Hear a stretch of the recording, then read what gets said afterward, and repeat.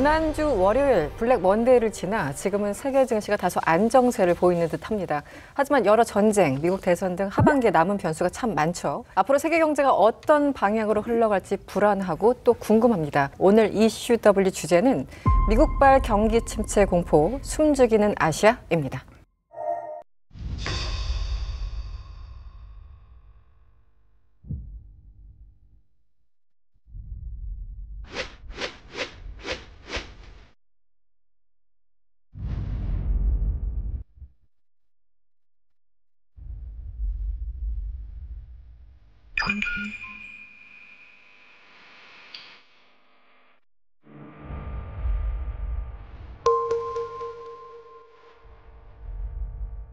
Inflation has eased substantially from a peak. You are, and all we will totally successful, and I think I have a better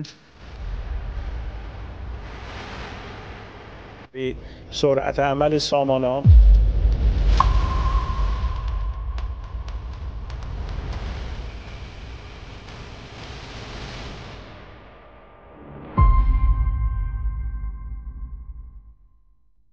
여기서 혹시 주식 투자하시는 분이 좀 있으실까요? 하시고, 에바 씨는 안 하시고, 네. 저도 안 하고. 소장님 안 하시고. 네. 저희 애널리스트는 투자를 못하게 되어 있어요. 아예요? 예, 간접 투자 펀드 같은 것만 합니다. 아, 그렇군요. 미국 네. 주식을 하세요? 한국 주식을 하세요? 둘 다 해요. 둘 다. 그러시군요. 네. 어떻게 뭐 괜찮습니까, 기분이? 아주 좋아요. 아주 좋아요. 지금 주가 떨어져서 네. 약간 할인가로 사는 그런 느낌이 들어서. 아, 할인가로 산다. 예. 그러면 잃어버리는 지난 그 5일 블랙 먼데이라고 불렀던 그날 네. 그쯤 사신 거예요, 혹시? 너무 구체적인가 질문이? 샀어요. 네. 아. 근데 제가 원래 그 배당급을 좀 집중해서 투자하고 있으니까 네. 사실 주가가 떨어지면 사실 배당률이 올라가는 거잖아요. 제가 내가 냈던 만큼 그 퍼센티지 안에서는 더 많이 돌아오는 거잖아요. 네. 조금이라도 살 수 있으면 사람들이 사는 게 좋다고 해서 네, 잘 많이 어쩐지 샀어요. 아까 카메론 씨 들어올 때 오늘 표정이 유독 좋았어요. 네, 맞아요. 엄청 제가 여러 번 봤는데 밝아가지고. 오늘 표정이 좋더라고. 네. 센터 형님 사실 이제 저희가 이제 주식 얘기, 뭐 경제 얘기를 쭉 할 텐데 지난 일주일 정말 바쁘셨을 것 같은데 어떻게 보내셨습니까? 네, 뭐 주가가 떨어지면 언론 같은 데서 뭐 검은 금요일, 검은 화요일, 실은 일주일 내내 검은자가 붙는데 네. 8월 5일은 정말 뭐 블랙 먼데이라고 불려도 될 정도로 그랬죠. 하루에 코스피가 8% 조정을 받았고요. 일본 니케이 지수는 뭐 12%나 떨어졌기 때문에 뭐 아무튼 뭐 주가라고 하는 게 늘 올랐다 떨어졌다 하는데 8월 5일의 변동성은 조금 유별났던 것 같습니다. 네. 그러면 그 이유에 대한 뭐 해석도 들어보니까 뭔가 여러 가지가 있는 것 같더라고요. 센터장님께서 보실 때는 네. 뭐가 맞는 걸까요? 아유, 뭐 왜 이렇게 정답은 된 걸까요? 뭐 이런 것들이 다 이 한꺼번에 작용을 했으리라고 보는데 뭐 일본도 그렇습니다만은 큰 지진 나기 전에 전조가 있다 그러잖아요. 네네. 조금 전조가 있었던 것 같아요. 8월 5일 날 글로벌 증시가 그야말로 폭삭 내려앉았는데 엔비디아라고 하는 인공지능의 혁신을 이끄는 그런 어떤 주도주는 한 7월 중순부터 계속 이제 떨어지고 있었습니다. 네. 어떻게 보면 인공지능 버블론 뭐 이런 것들에 대한 우려가 투영되고 있었고 또 7월 31일 날은 일본이 금리를 올렸습니다. 그랬죠. 네. 그리고 8월 5일 급락하기 직전 주말인 8월 2일 날 미국의 고용 지표가 나쁘게 나왔습니다. 그때 이제 미국 시장이 많이 떨어졌는데 명확한 수치로 잡히는 건 없습니다. 통계가 뭐 이렇게 잡기 어렵기 때문에 개념적인 값인데 근데 이제 엔캐리 트레이드의 잣대로 최근에 금융시장을 해석하면 좀 잘 맞아 떨어지는 게 엔캐리 트레이드는 일본에서 빌려서 차입하기 가장 좋은 데가 일본이고요. 수익률이 높은 곳으로 돈이 가는데 뭐 그런 나라는 명백하게 미국이었죠. 네. 예, 미국 주식 성과도 좋았고 미국의 금리도 굉장히 높았거든요. 그래서 엔캐리 트레이드라고 하는 잣대로 보면 일본에서 빌려서 미국에 투자하는데 일본 은행이 금리를 올리니까 일본에서 돈을 빌리는 코스트가 굉장히 높아졌습니다. 네. 또 미국에 투자를 하는데 미국의 AI 버블론이 대두가 되고 또 고용지표가 나빠지니까 돈을 빌리는 쪽이나 투자하는 쪽에서 동시에 문제가 발생하면서 나타났던 것이 8월 5일에 주가 급락이었던 것 같고요. 그때 뭐 블룸버그 같은 데서 속보가 계속 뜨는데 뭐 워렌 버핏이 뭘 팔았다. 나중에 이제 기사 찾아보니까 뭐 애플을 팔았다. 네. 뭐 주식을 일부 팔고 현금화를 뭐 네. 하기 시작했다. 그래서 이런 것들이 이제 딱 그 블랙 먼데이랑 연결된 건 아니겠지만 네. 그 워런 버핏의 어떤 그런 행태가 네. 뭔가를 의미하는 거였을까요? 제가 생각해 뭐 보니까 크게 보면 좀 AI 버블론에 좀 힘을 실어주는 워렌 버핏이 최근에 주식을 팔았다는 이야기는 아니고 이제 크게 투자하는 사람들은 3개월에 한 번씩 네네. 주식을 사고 판 내역을 공시하도록 되어 있거든요. 분기별. 예, 네. 4월부터 6월까지 워렌 버핏이 투자하는 버크셔 해서웨이라고 하는 워렌 버핏이 대주주인 회사가 네. 이제 애플의 2대 주주였다가 주식을 뭐 엄청나게 팔았기 때문에 이제 이게 발표 우리가 알게 된 게 8월 초니까 투자의 대가인 워렌 버핏도 팔았으니까 AI 주식에 거품이 있는 거 아니야? 사람들이 그렇게 생각했을 개연성은 있죠. 요즘 네. 뭐 경제 섹션 뉴스를 보면은 심심치 않게 나오고 있어요. 뭐 그러면서 이제 예전에 닷컴 버블을 떠올리게 한다. 여러 가지 얘기들 어떻게 보세요? 이런 신산업은 거품을 필요악으로 한다고 생각합니다. 네. 우리가 닷컴 버블 때 생각하면 1999년, 2000년도에 닷컴 주식을 샀던 사람들은 아마 포털이 야후나 네. 라이코스나 엠파스 같은 회사들이 인터넷 세상에 어떻게 보면 이제 주역이 될 거라고 생각했잖아요. 근데 이제 글로벌하게는 구글이 됐고 한국은 네이버가 됐는데 구글과 네이버는 닷컴 버블이 있을 때 아예 상장도 안 됐습니다. 신성장 산업이 클 때는 뭔가 사람들에게 꿈이나 희망을 심어주면서 경제적 자원이 그쪽으로 많이 들어가고 네. 그중에 살아남은 한두 개 기업이 생태계를 바꾸는 거거든요. 그래서 저는 정확하게 뭐 AI 주식들이 지금 버블이냐, 사실 버블이라고 하더라도 버블이 언제 터질지는 알 수가 없어요. 얼마나 부풀어 올린 다음에 터질지는. 닷컴 주식을 샀던 사람들은 시간 지나면 우리가 인터넷에서 편지도 쓰고 쇼핑도 컴퓨터에서 하고 음악도 컴퓨터에 듣는 세상을 꿈꿨는데 그 판단은 맞았잖아요. 그렇지만 그 주역이 달라진 거죠. 네. 그렇기 때문에 저는 상당히 버블로 볼 수 있는 그런 요인들이 많은 것 같고 이것 자체가 이제 미국식의 자본주의가 돌아가는 중요한 메커니즘 중에 하나라고 봅니다. 여기 잠깐 카메론 씨한테 질문을 드리고 싶은데 네. 바이든 행정부의 지표를 보면 뭐 인플레이션이나 물가 이런 것들이 꽤 많이 잡히고 있다라는 느낌은 있는데 네. 경제 그 여론조사를 딱 하면 바이든은 굉장히 성적이 안 좋잖아요.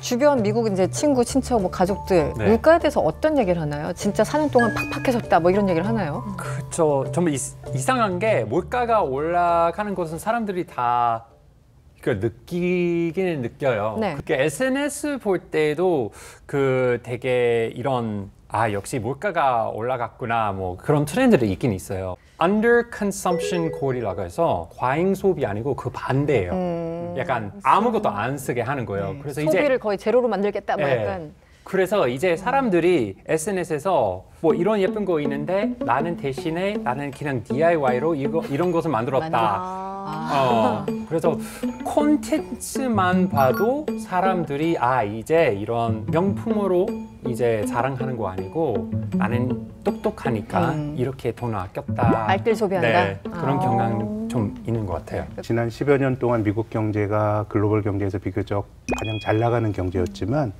미국 사람들도 좀 살기가 어려워졌다고 느끼는 것이 제가 올 봄에 이제 미국에 출장을 갔더니 네.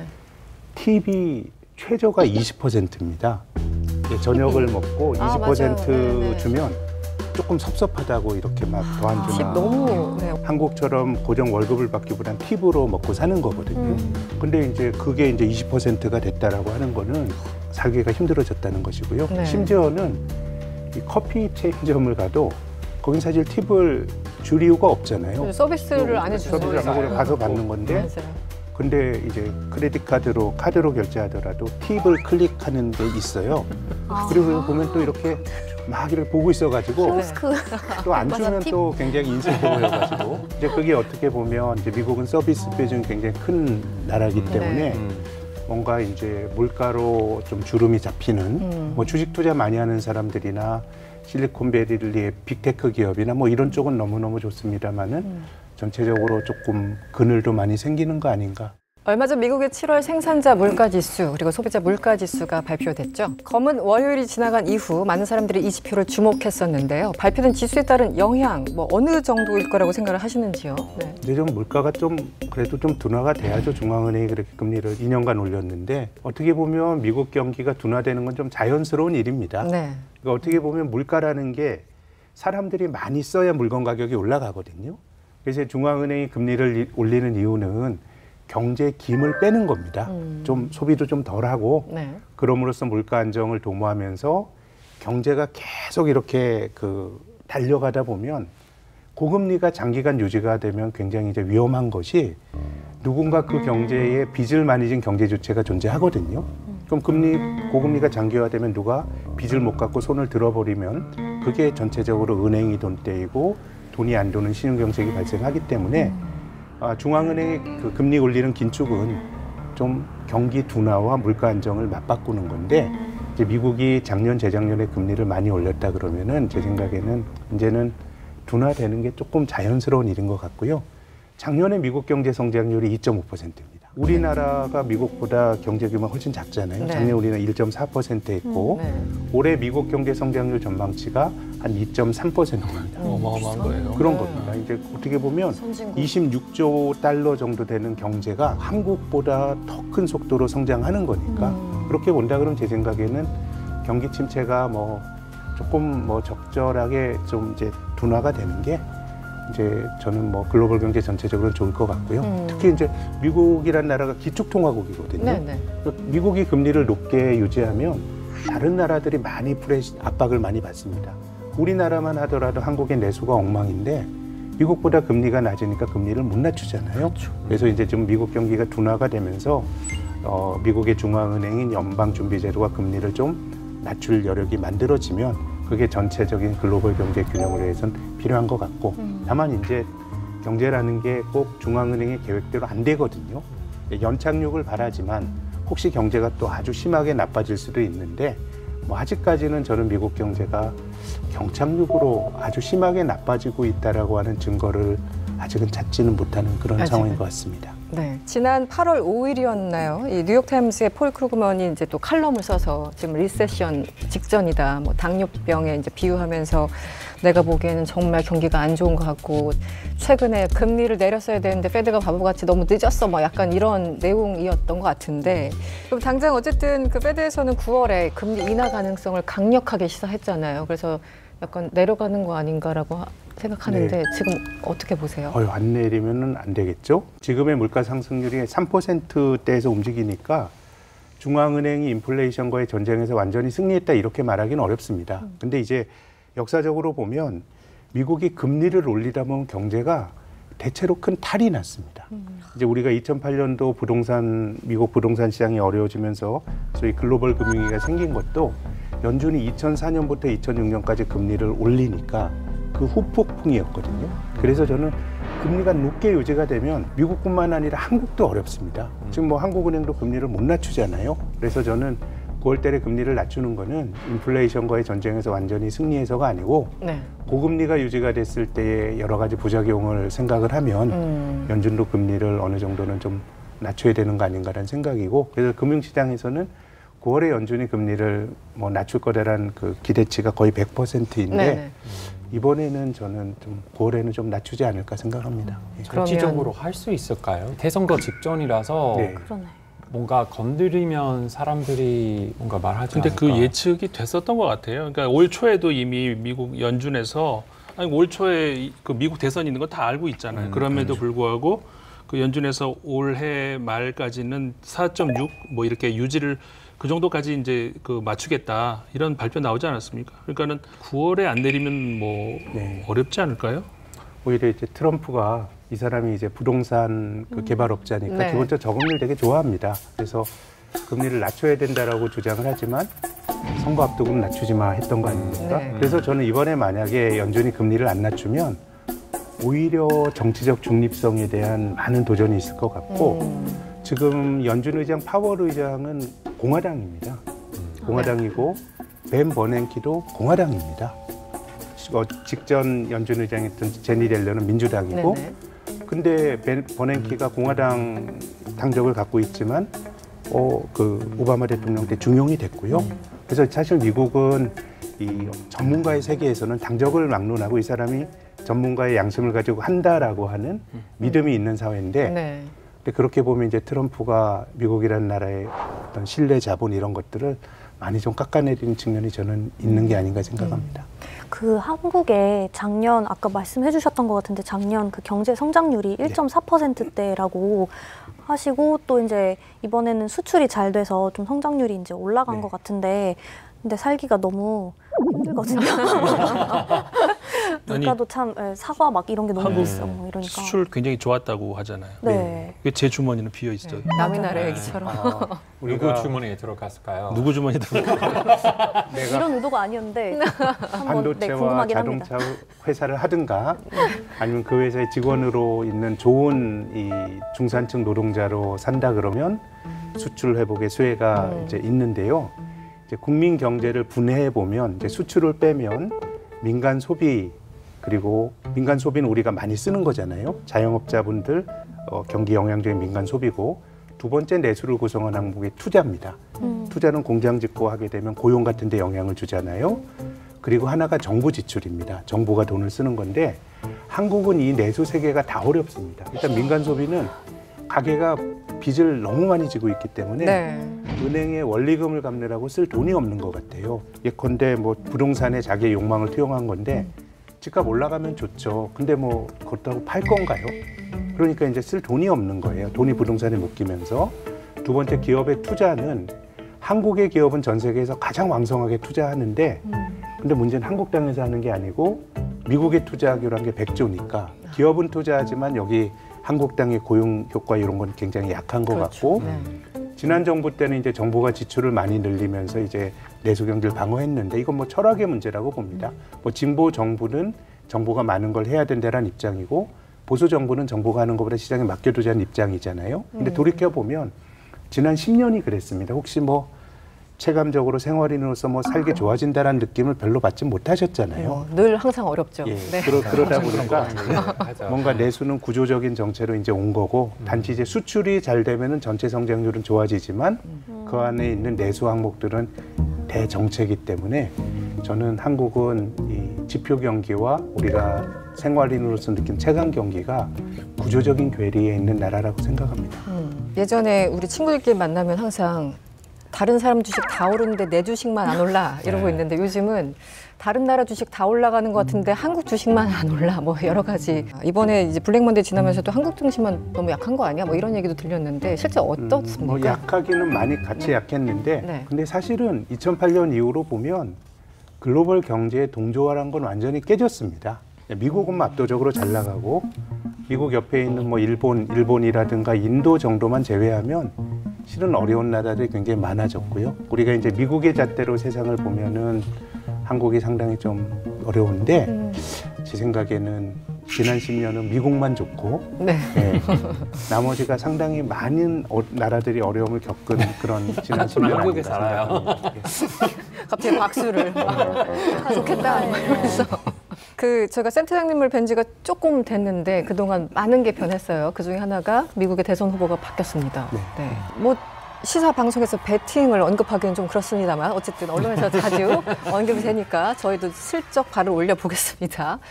지금 이 상황에서 한 0.1%라도 혹은 1%라도 누가 이길 것이다. 뭔가 가능성을 점쳐본다면 어떻습니까? 지금 100일도 안 남았죠, 대선이? 네. 지난번에 왔을 때가 아직 바이든 대통령이 맞아요. 출마하고 있었잖아요. 그때만 해도 바이든 후보였군요. 바이든이었으니까. 그때만 해도. 개인적으로 생각했을 때는 바이든이 출마하고 있었으면은 무조건 트럼프 이긴다고 생각했는데 네. 이제 확 바뀌었으니까 분위기가. 5대5 아닐까 생각했는데 사실 해리스에 대해서 많이 알지는 않아요. 많이 몰라요, 아직도. 그건 좋은 점도 있을 수도 있거든요. 왜냐면 트럼프는 이제 뭐 몇십 년 전부터 사람들이 이렇게 계속 너무 오랫동안 봐왔어. 오랫동안 뭐 이런. 봤으니까. 네. 뉴 페이스라서 좋은 점도 있고 성과를 모르겠어 안 좋은 점도 있고 그래서 5대 5라고 말씀하셨는데 맞아요. 다시 질문 드릴게요. 오케이. 0.1%라도 어느 쪽에 가능성이 있는지 집요하게 다시 질문을 드리면 너무 어렵다. 0.1%라도 아, 제 생각에는 요즘 언론 분위기도 있고 트럼프의 지지자들이 좀 더 중성도가 있다고 하지 않아요? 충성도. 네, 네. 충성도 생각해요. 박제해놓고 트럼프다. 네. 그러니까 그 바이든 대통령이 후보로 있을 때는 실제로 제가 모든 줄을 다 계산을 해서 해봤었어요. 바이든이 지는 걸로 나왔어요. 항상. 예전에 바이든 예, 때. 바이든 때 네. 해리스로 바뀐 다음에 특히 가장 최근 여론조사를 보면은 딱 세 군데만 저는 짚어드릴게요. 펜실베이니아하고 위스콘신하고 미시간 세 군데만 보시면 돼요. 다른 데 볼 필요 없어요. 경합주 중에 경합주. 네. 이 세 군데에서 바이든이 지고 있었는데 네. 해리스로 바뀐 다음에 해리스가 역전시켰어요. 그 경합주에서의 젊은 층에서의 지지율이 13%포인트가 확 바뀌었어요. 물론 앞으로 어떻게 될지 몰라요. 모르는데 이런 합리적 분석을 통해서 봤을 때는 당장 내일 대선이 열린다. 그러면 해리스가 이긴다. 이렇게 얘기할 수 있습니다. 센터장님, 사실 이제 경제와 네. 정치가 분리될 수 없어서 계속 관련된 뉴스 보시잖아요.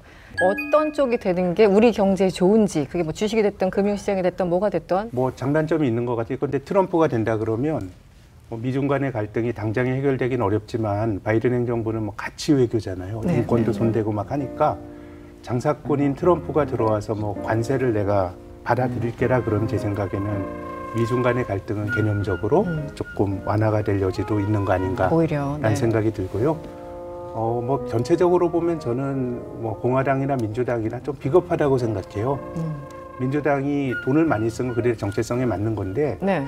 근데 바이든 행정부에서 증세는 못 하잖아요. 세금을 더 걷는 거. 또 돈이 뭐 하늘에서 나오는 게 아닌 건데 그렇게 본다 그러면 저는 트럼프는 감세를 해주겠다라고 하는 게 좀 재정에 좀 주름을 잡을 것 같고 해리스가 되면은 뭐 바이든 때처럼 돈을 계속 쓰겠지만 정말 증세에 대해서 뭔가 결기를 가질 거냐라 그러면 장기적으로 보면 제 생각엔 미국의 재정에서 파생이 될 여러 가지 문제들이 나오지 않을까. 누가 되더라도 재정을 해결하기는 좀 힘들 것 같고 거기서 비롯될 불안이 다른 나라에도 좀 영향을 주지 않을까 뭐 이런 생각이 드네요. 네. 민주당 후보가 되든 공화당 후보가 되든 우리 경제에 분명히 영향이 있겠죠. 그러나 아주 긍정적인 미래만이 보이는 것 같지는 않습니다. 우리 경제가 과연 준비가 돼 있는지 재점검할 시기가 아닌가 싶습니다.